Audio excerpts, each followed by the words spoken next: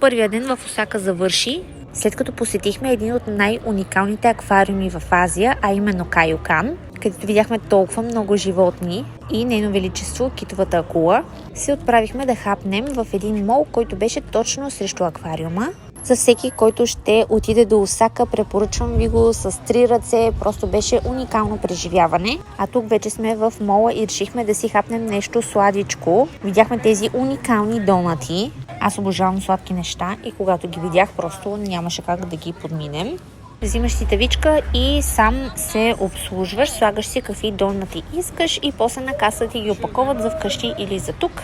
Тъй като все още не бяхме вечерли, търсихме местенце за хапване, си ги взехме за вкъщи, тъй като те затваряха. Поничките бяха невероятни, всичко е изключително пресно и супер вкусно. Хем вкусни, хем пресни и като цена хич не бяха скъпи. По-големите, този пикачу, който виждате, е около 3 и нещо лева, а пък мъничките са поблизо 2 лева. Намерихме супер уютно местенце за хапване. Взехме да опитаме този картоф, гигантски, пържен с пармезан. И аз си взех един ориз с темпорирани скариди и яйца. Това, което го дават към яденето като бульонче, беше толкова вкусно. Не знам дали е мисо. Като хапнем всички, аз мъничко се разходих. И картофа, и яденето беше толкова вкусно. Това беше всъщност най-вкусното ядене в Япония.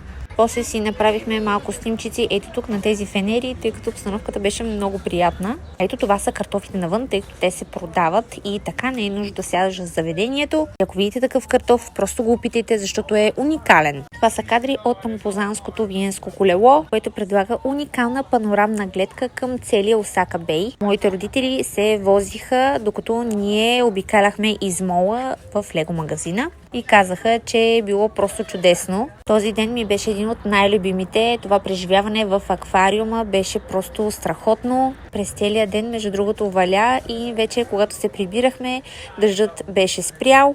И си направихме една чудесна разходка. В едно друго видео вече ви споменах за интересните шахти, които са из цяла Япония. Много късно се усетихме да ги снимаме, тъй като наистина те са произведения на изкуството. Спирката на метрото беше съвсем близо до самият аквариум. Не си спомням точно вече колко сме пътували, но за нас беше удоволствие да се возим в метрото. Чистота, спокойствие, бързо, удобно. На ден правихме 15 000 крачки и въпреки, че бях толкова изтощена, просто бях толкова щастлива. И колкото и да ме боляха краката от изтощение, намерих сили и си направих един малък танц, тъй като сами си организирахме екскурзията и още по време на местата, които разглеждах, за да направя програмата, какво да посетим, какво не. Още тогава знаех, че Япония много ще ми хареса, но да си там на място и да обикаляш из улиците е абсолютна магия и въобще не може да се опише. Това до момента е най-любимата ми екскурзия и нямам търпение да се върна отново някой ден в Япония. Както всяка вечер, минахме през 7-Eleven да си купим малко ананашета и разни други неща за хапване. Показвам ви малко кадри и от улиците, които са просто чисти, тихи и изключително приятни. Япония е истинска магия.